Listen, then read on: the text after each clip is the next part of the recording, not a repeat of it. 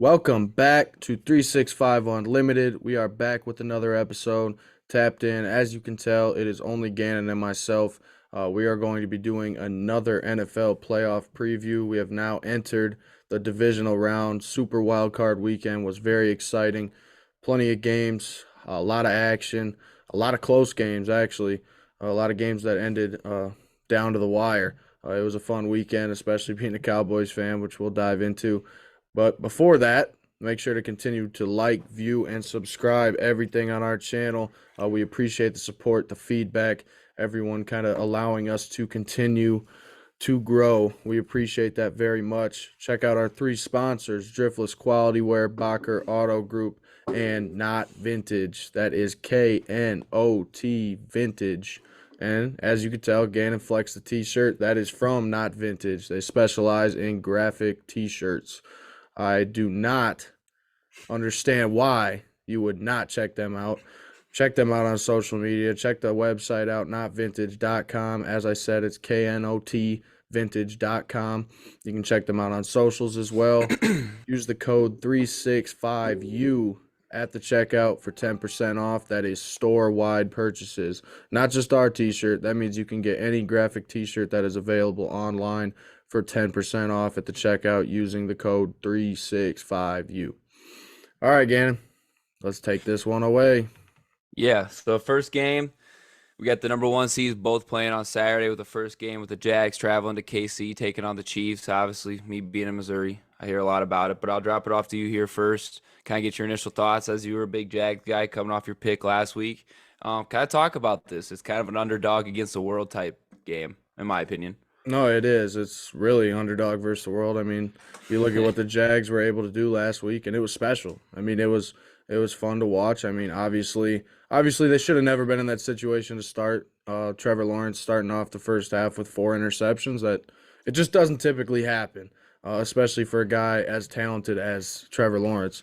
Uh, but you saw them pick it up, and I'm not going to say necessarily that the Jaguars lost or won this game. I think you could more so say the Chargers lost this game. And I think it was more so a game that I kind of seen right through what the Chargers had done all year. And that's why I went with the Jaguars in round one against the Chargers, just specifically because I mean, you could see right through the Chargers what they're planning on doing. It's just they're that type of team this year. And it's unfortunate they have crazy amount of talent. But besides that, I mean, you're looking at the Jaguars going in and facing the Kansas City Chiefs. Patrick Mahomes, Travis Kelce. You lose Tyreek Hill. Obviously, they haven't skipped a beat. It's a team that is. I mean, you got a damn good shot of heading back to the Super Bowl. In all reality, so when I'm looking at this matchup, I think immediately I'm going with the Kansas City Chiefs. I would love to see an upset. I think it would be great for football fans to see something like that happen, and for Doug Peterson and Trevor Lawrence to take the next step right away in round two and beat the Kansas City Chiefs. I mean, you can't beat that. But ultimately, I think when you're heading in and you're facing the Chiefs, you got a lot to cover. You got to focus on Travis Kelce, who is almost unguardable. A freak tight end, a receiver practically that can block, that can do everything. It's incredibly fascinating to watch a guy like that play the game of football, and you got Mahomes as well. So on top of that, I think they got a decent enough defense where they're going to be able to just handle the Jacksonville Jaguars in this game. Uh, I know last week you were the guy who kind of predicted multiple score games. I think this will be a two-score game by the end. I think maybe you'll see an interesting game to start. Some good things from the Jags, but ultimately I think the Chiefs will run away with this one. Yeah, no, I 100% agree. I just think I say last week on the episode, there's going to be quarterbacks, especially moving forward here, that are going to throw some picks. And Trevor Lawrence threw those picks last week, but just still evidently still won the game, which was surprising to a lot of people. But I think he's going to have to play near perfect, if not perfect, for them to even have a chance. And it's really hard for Trevor Lawrence. Still learning. He's still young. He's still a second career playoff starter. This is at Arrowhead, a whole different vibe, one of the loudest stadiums in football. So I think that's going to be another adjustment for him. So him having to play near perfect football for them just to even have a chance in this is going to be really hard for him. Like you said, Pat Mahomes in the matchups, there's too many weapons. Like it's just there's not They don't have off weeks, even like the Bills with their offense. They'll go in and out. Yes, they still scored 30-some points this last week, the Bills respectively, but the Chiefs don't have off weeks. Like I don't they can have off quarters, off halves, but they can still run up a game total Hmm. in a quarter and quarter and a half. And I think that's what makes them almost unbeatable even in these playoffs, even with the other good talent that's in the playoffs around them. They're really that good. So yeah, there's not a whole lot other to say that I think Trevor's got to hold on to the ball for them to, really give him a chance in this game to give something going to the third, fourth quarter, which then it's free game after that, which you can see in the NFL playoffs. But I'm not seeing that happen. I'm taking the Chiefs because I'm thinking Chiefs 8.5. I'm definitely taking the Chiefs 8.5 in this game. Yeah, no, So, I agree. But the one other guy I forgot to mention before we move on to the next matchup is Jerick McKinnon with the Chiefs might be playing his best football he's ever played. and nobody's talking about it. No, Nobody. he might be playing his best football. And for them to have a running game or even just out of the backfield passing game with a guy like McKinnon, and then you bring in a guy like Isaiah Pacheco, uh, And Clyde's back practicing, which I don't even know if that's worth anything, no, but that's it's they're healthy. They're yeah. healthy. So I mean, I had to mention that because Jerick McKinnon has had a great back end of the season, and as he's gotten more and more Oh, huge. opportunities, it's been crucial for the Chiefs, and they're not just one dimensional throwing the football. They can do it all this year again. So, but yeah. Moving to the NFC division now with the Giants traveling to the Eagles, a little NFC East division matchup here that Bryce, may or may not get fired up talking about. But what are your thoughts on this game? I think this is a very interesting game It for a is. lot of reasons. We've talked about this. A lot of people talked about this game because the Giants made some headlines last week, and shout out to them. Yeah, no, I'll be the first to admit last week on our show when I talked about the Giants, I said I still don't know what to expect. Um, Well, obviously, they went. Well, they ran through their horses before I let you go, and they literally he was going to live and die through Daniel Jones. I mean, and Saquon could have got some more touches, but he literally was going to live and die by his horse, and it worked out. no, I agree wholeheartedly, and like I said last week, I just didn't know what to expect. Obviously, you go in, you play a team like Minnesota, who is more than likely fraudulent with the way they played throughout the year. Their defense. Whew. I mean, you could have expected that type of game to happen. It's just the weird thing, like we mentioned, that was a wild card game. That was a true wild Yeah. card game. But now for them to head to Philly and play the Eagles with Jalen Hurts back healthy, obviously that's crucial for them because without Hurts, they're not going to win. They probably won't win this football game if they didn't have Hurts, in my eyes. Obviously, Minshew did some decent things for him at the back end of the season, but I think you're looking at this matchup, and like you said, it is very interesting. It is very interesting in my eyes because I've always been one to say if you get the one seed, or even if you get the one seed in general, I think it's risky business to have that bye week. You have that bye week, and sometimes yes, certain teams are able to come off the bye week and play great football still. But I think it's even more intriguing to look at the Jalen Hurts situation and realize that he came back week 18, didn't miss a beat. Obviously, you're playing against a Giants team in week 18 that hardly had any starters going. But that game was crucial for Hurts to come back because if he doesn't come back and play that game, then by the Mm. time that this playoff game rolls around, he's almost six weeks into missing games, and that could have played a huge factor. Obviously, got the week 18 game under his belt, so I think Hurts will be fine.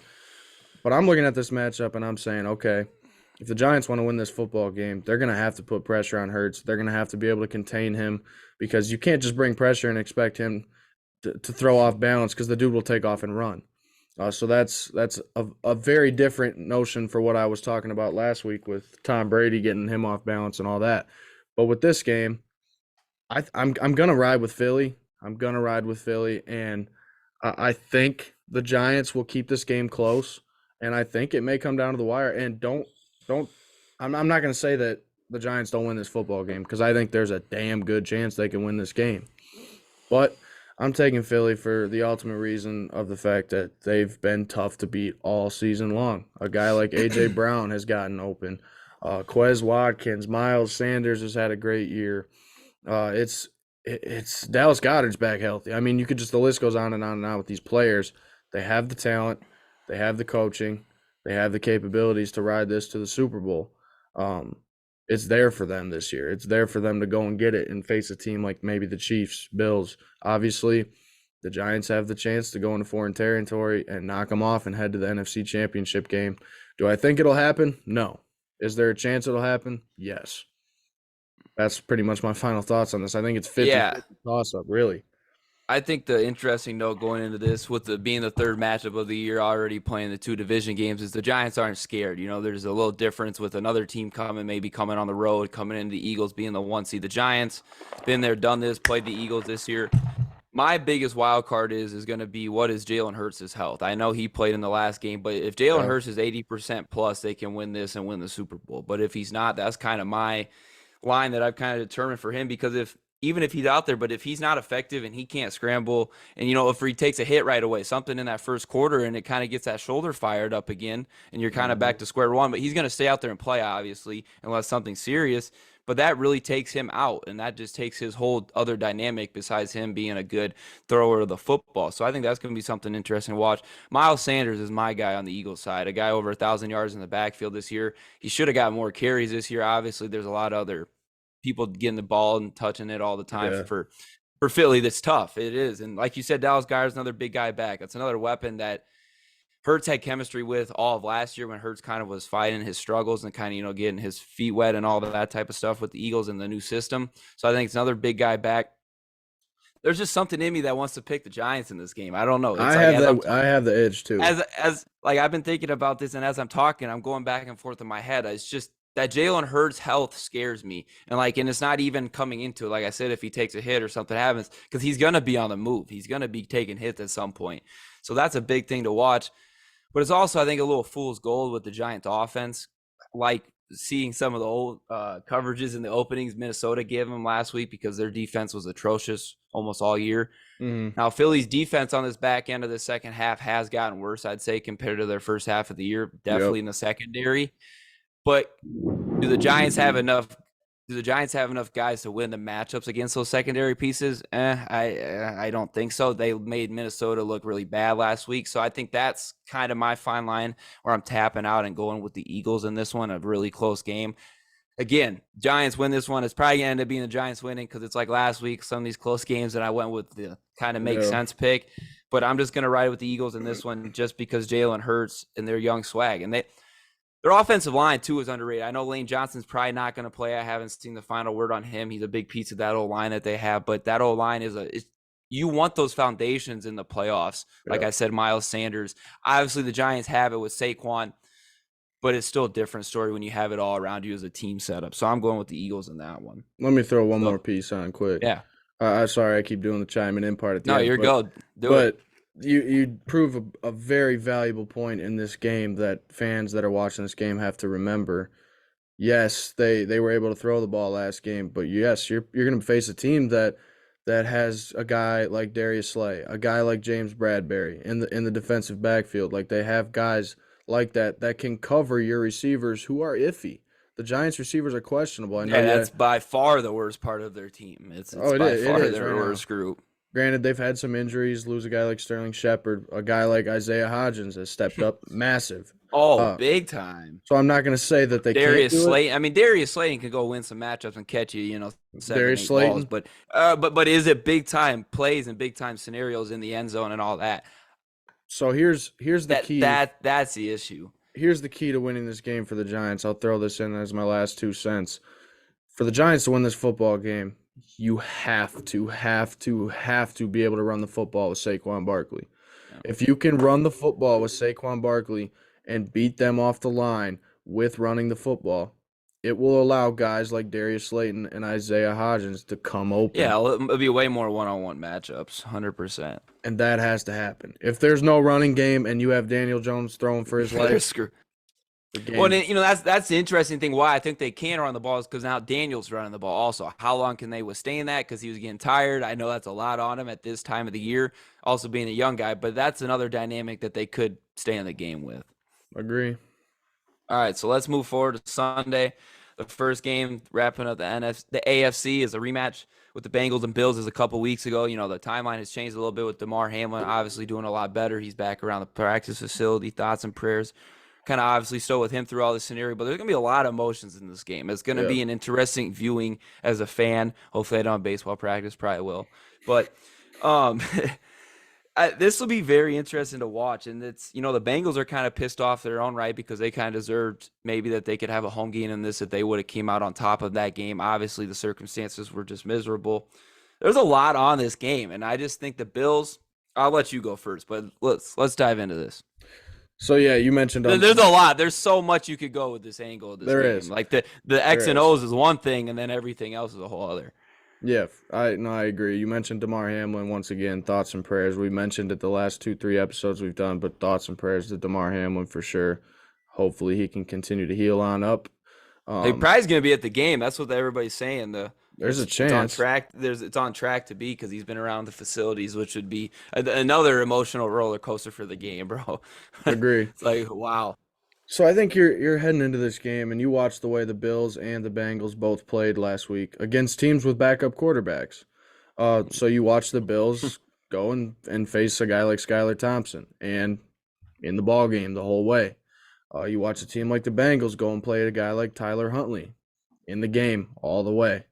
So here's my thing. These two teams are coming off grinded out type of games where they have to do everything and everything possible to grind out a W, and they were able to, and that's what Super Bowl caliber teams do. That's what great teams do. Both of these teams are good.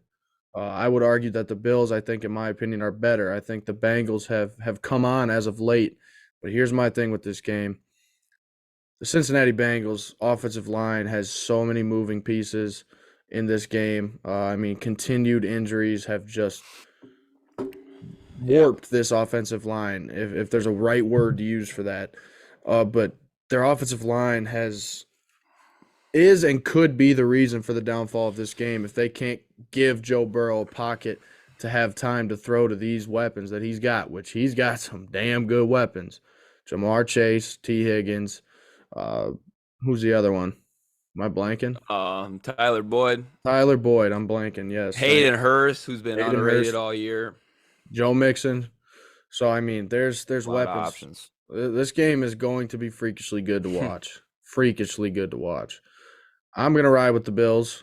I think in a matchup like this, you look at it and it's a toss-up because if they're able to give Burrow time to throw, it's going to be a close game all the way up until the end. If not, I think the Bills can win this game by a score or two. But I just think based off the way that each team played last week, obviously you're going to see teams come in hungry this week. And the Damar Hamlin situation, it adds fuel to the fire based on everything that's happened, not getting to play the football game, obviously. Both sides. That's what I'm saying. It's just not one-sided in this. There's a lot. No, it's a fascinating matchup, and you can go on and on and on to talk about this. But I just think guys like Josh Allen, guys like Stephon Diggs, I just think they're going to step up. And I'll throw this one last thing in before I let you go. People are going to knock on him. He's older. He's not as shifty. He's not the type of guy that you have to be necessarily worried about all the time. But I think a key guy to watch in this game for the Bills at the receiver position is Cole Beasley. You saw he had a touchdown last week. He had a couple mess ups last week. Oh, red zone target, 100%. There's some issues there, but I will say I just think a play or two where it's a 3rd down and 6, 3rd and 8. It's similar to TY with you guys. It really is, in my opinion. And obviously, yes, he's up there in age, and people look at him and they're like, "Oh my God, Cole Beasley's still on a football team." But here's the thing. He can still get open, and he can get open and convert you on a 3rd and 6, a 3rd and 8, and then you bring in a guy like Isaiah McKenzie and get Beasley out. You got moving parts there on that offense, and I think he's a key player to watch for a red zone target as well with the shiftiness, the capabilities to be able to get open on some whip routes, wheel routes, everything possible they want to draw up for him. Not wheel routes. I did not mean to throw wheel routes in there. But anyway, yeah, go ahead, Gannon. No, you're good. I think is an interesting tweet I saw a couple of days ago. I kind of saved it because I knew we were going to be talking about this matchups, but it was just a quick storyline of the Bills kind of preseason and throughout the season. Luke Knox, the can't think of his brother's name, but the starting tight end for the Dawson Knox. Yeah, Dawson Knox. His brother passed away during, I think it was the end of the summer training camp. That was just to kind of start stuff out. Micah Hyde's neck injury, Von Miller tore his ACL. They had 3 away games in 12 days. They had the fewest amount of NFL games in the NFL.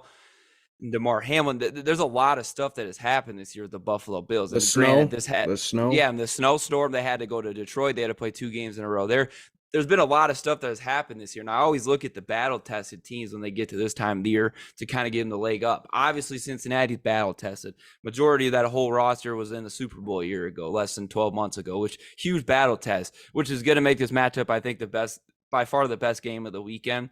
I don't know if it's going to end up being the best score, but it's the best game I want to watch this weekend. And Oh yeah, obviously Bryce being a Cowboys fan is a little different there, but pure football wise, this is what you live for right here. So I think that's going to be the interesting thing with James White and Devin Singletary for the Buffalo is huge. They've run the ball at certain times this year for a very good rate, like very successful at certain times this year.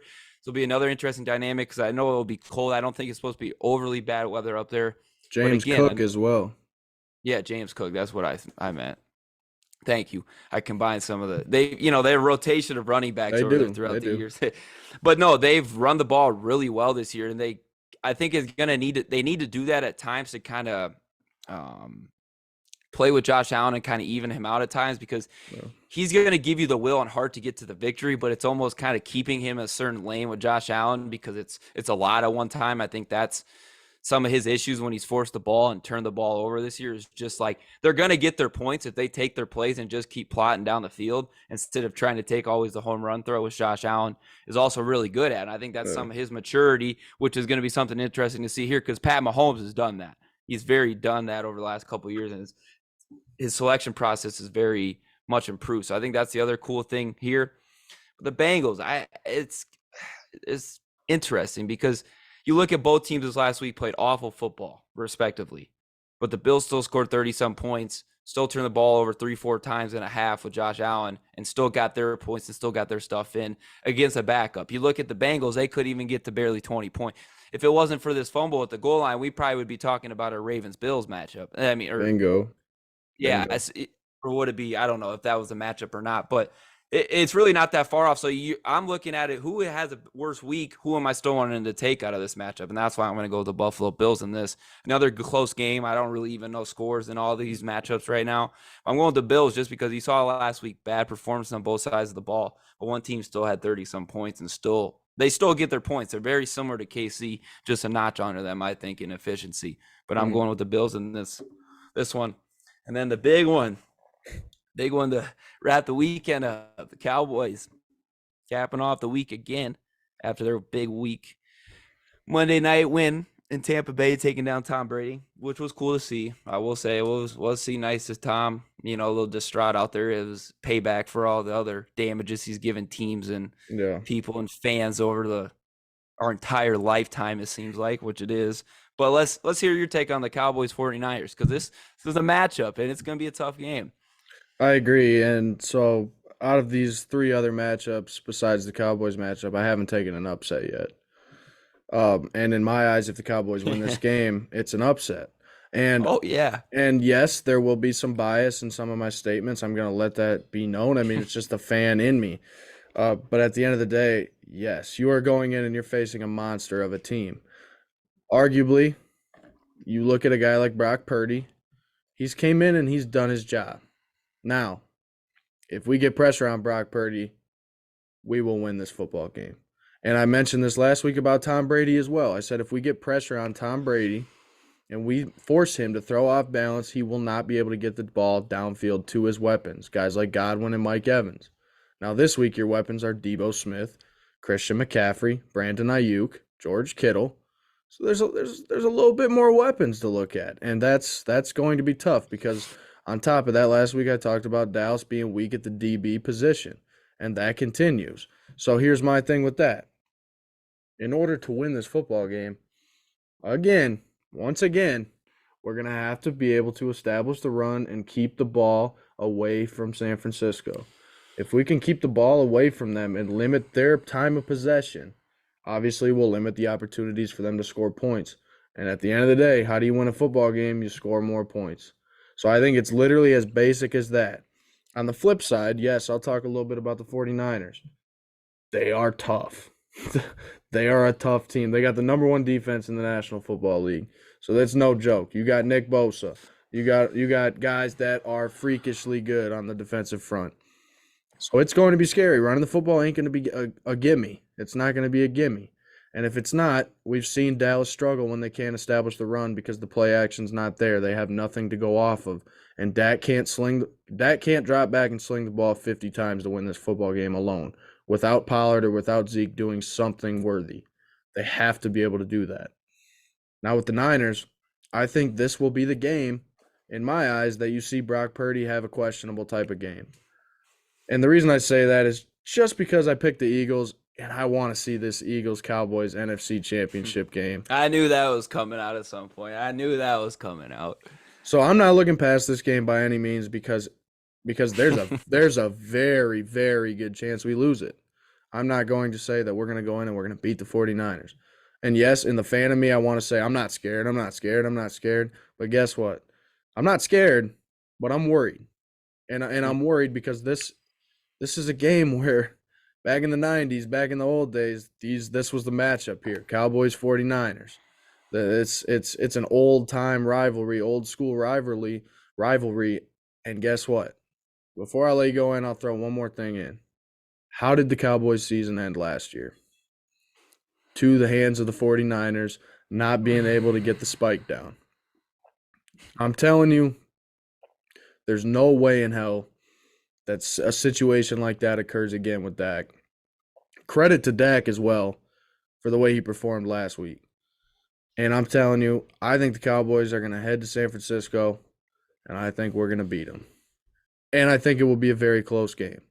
It's not going to be a blowout, but I think the Cowboys come away with this game. And I think we'll head and we'll play Philly in the NFC Championship game. But we'll get there next week. Go ahead. I definitely agree with you that you got to have Pollard and Zeke have almost 30 touches running the ball. I'm not even talking screens or anything. I was like, it's got to be 30 rushing attempts almost on the day. It's going to be hard to do. It really is, depending on the game, depending on how the game picks up, all the different momentum. But you have to do that at this time of the year to win football games, let alone take down a team like the San Francisco 49ers in their home place with their weapons. Because like you said, getting pressure on Brock Purdy, you guys could do that all day, and I still think the 49ers can still beat you by multiple scores just because you have Christian McCaffrey and Deebo Samuel and Kittle. They don't have to throw the ball more than 15, 20 yards down the field. I've said that for the last couple of weeks now, talking about the 49ers. They don't have to, and Brock Purdy can escape at times and get out of some different types of things. But I'm really looking forward to this because there hasn't been anybody to really stop this Shanahan offense with how everybody is just bought in this year. And it's an interesting thing. Like Brandon Ayuk could probably be wide receiver 1, wide receiver 2 on a lot of other teams just with his skill set this last year, but he buys in. They're blocking. I mean, they're the total buy-in on the San Francisco 49ers. There's just a lot of stuff that has to go right for Dallas to win this game, and I just feel like that's too much right now for me to pick them going forward in this game just because San Francisco is just their matchup, and it's not even with Brock Purdy in that offense. They don't really have – that defense is insane. Like, it's – Bosa is – just next level. I saw some stuff with sports science because he was a rookie in the Super Bowl when they played Mahomes, and he was really close a lot of times. It was like a half a second away, they said, on like sacks and getting to the quarterback. And like you know his new stance when he's super wide, he's doing like a sprint, like a lunge thing. It gets him to the quarterback a half second quicker than his rookie year, they said. Like it's a sports science thing. So I just thought that was a quick little tidbit to throw in. But I just don't – you're talking about getting pressure on San Fran's O-line, which is another staple of their offense. There's just – or it's a staple of their team because they're so well-rounded. That's the hard part in here because you can't really look at a lot of blemishes with the 49ers and exploit them there because what is there? And I think that's the hardest thing with this matchup. And it's a unique thing that they got going on in San Fran. Obviously, it really is with the quarterback shifts that they've had over the years with Jimmy G, Trey Lance, now Brock Purdy. And they all haven't really skipped a beat. Obviously, Trey Lance hasn't played much, but Jimmy G has had his postseason success in this system. It's a testament to Shanahan and everybody else out there with the 49ers. It really is because you almost get a college vibe with the program and the buy-in that they have there. No. And you don't see that with other NFL programs. I just thought that was interesting, kind of looking at that from a sports fan. But I'm going with the 49ers in this one. It's just going to be too much, I think. Dak's going to have to really be careful throwing the ball again. because the Cowboys, like I said before, some other teams have been up down all year, and the Cowboys have been one of those teams. Like you said, that last week was pitiful of the regular season, and then this last week, Tampa Bay looked awful. Like Cowboys look good, 100%. Tom Brady looked like he needs to retire. Like let's be honest. Like I don't know how somebody wants to pay him next year and bring him in, but that's a whole other discussion for another podcast, in my opinion. But it was a good win for you guys, and it was good momentum. But can you keep it going? Because you've seen times this year where it's hard to string wins together and momentum for a couple weeks at a time, the different types of the year. So again, it'd be another test for Dak and the boys when nobody's picking them. It was, they were given some chances last week because on paper they were better than Tampa. They were, Yeah. but this will be interesting for you guys and Cowboys Nation to see what you guys are made of. And this time of the year is postseason football. I mean, really anything can happen with 60 minutes to go. And that's the cool part. But I'm going San Fran on this one. All the higher seeds, I'll probably be like 0-2 or 0-4 to 1-3 with my picks. Come the weekend. It's just usually how it goes. But I don't know. It's been fun. A lot of good matchups. I don't know if we can top last year's postseason these next couple of weeks with matchups. There's a lot of potential matchups that can, I think, equate to that. But I'm looking forward to it be another good weekend of football. What you got to wrap it up? Before I wrap it up, I want to throw one more thing in, and I'm going to give you two players on the defensive side of the ball for the Cowboys and two players on the Niners offensive side of the football. My two players on the Cowboys defensive side of the ball, Jaron Kearse and DeMarcus Lawrence. And I say that because if Jaron Kearse is out with an injury, because he did get banged up at the end of the game, if he's out with an injury, George Kittle's going to have a field day. And that's a Boy, key J-Ron player. Kearse can tackle too, dude. He'll come up in the run game and just tackle. Oh, he will. But I'll tell you right now, that type of safety can make a tight end go extinct. And I'm not going to say necessarily it'll be Kittle, but he's done it to Kittle before. And I think if Kearse is healthy and he can play against Kittle, you're going to see a lot of one-on-one matchup with him and Kearse, a lot of zone coverage from Kearse, spying and looking towards Kittle's way. So I think that's a key player. DeMarcus Lawrence, you don't know. I'm guessing Micah Parsons is going to be lined up across from Trent Williams. So that'll be the matchup right there. But DeMarcus Lawrence, if he can be a key defensive end this game, then the defense will look good. Obviously, my two offensive guys, Brock Purdy and George Kittle. What is Kittle going to do with that Kearse matchup, and what is Brock Purdy going to do throughout the game if he's pressured? I had to throw that in there. But anyway, yes. These playoffs, they're going to be interesting. They'll continue to be interesting. I think the Bills-Bengals game is going to be crazy this weekend. I think the Giants-Eagles game is going to be crazy. And I'm excited for the Cowboys-Niners game. I think the one game you're looking at, Jags-Chiefs, iffy, but we'll see what happens. You never know. I love talking about these type of games. NFL playoffs, it's a crazy time, crazy atmosphere. You enjoy every second of it, especially when your team's involved. Not a shot at you, not a shot. But watching the Cowboys, I've seen a ring. That's all. I know, I get it. I'm just saying. And yes. you got the league leader in picks playing this weekend. So, all right. Anyway, I hope you guys enjoyed this episode. Continue to keep tapping in. We got some interviews coming your guys' way. I'll be heading back to school this coming weekend, so things will pick back up. But we'll continue to drop content. Hope you guys enjoy all of it. Keep tapping in. Check out Not Vintage. I'll throw that in there one more time. KNOTvintage.com on socials. Gannon's repping the t-shirt. 365U. Code 10% off store wide. We appreciate it, and we will catch you guys soon.